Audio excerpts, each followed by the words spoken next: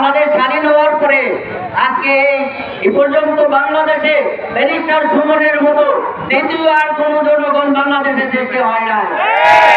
একমাত্র ব্যক্তি সারা বাংলাদেশের যত বড় বড় সন্ত্রাসী তাদের বিরুদ্ধে যে ব্যবস্থা নিয়ে আজকে এই অবস্থা সৃষ্টি হয়েছে। আজকে কার এত বড় সাহস, যার এত বড় সাহস যে কিলা নিয়োগ করে আমাদের দেশের রক্ত, আমাদের চুনারঘাট মাধবপুরের রক্ত, তাকে হত্যা করার পরিকল্পনা করেছে এবং কিলার নিয়োগ করেছে।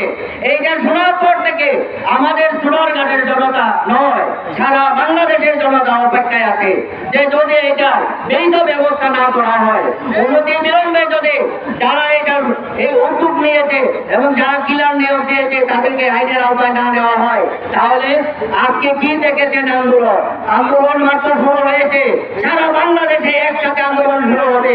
রাস্তাঘাট, হাট বাজার, কোল কারখানা সব বন্ধ করে জনতা রাস্তায় নেমে আসবে। আজকে রাস্তায় নেমেছে এবং এটার প্রতিকার না পাওয়া পর্যন্ত আমরা ঘরে যাব না ইনশাআল্লাহ। এবং আমরা এটাও বলতেছি, ব্যারিস্টার সে যেখানে যায় আর একটা ব্যারিস্টার পয়দা করার জন্য সে এইভাবে উদ্যোগ নেয়। আজকে যদি ব্যারিস্টার মারা যায়, যেমন আমাদের বাজারের সভাপতি আজকে নাই, উনি মারা গেছেন, কিন্তু আজকে 7 বছর হয় এখনো আমরা কোনো বিচার পাই নাই। যদি আজকে তাকে এইভাবে হত্যা করা হয়, পরে আমরা কি পাবো? আমরা তো এই জায়গায় বাস্তব অভিজ্ঞতা আমাদের হাতে আছে।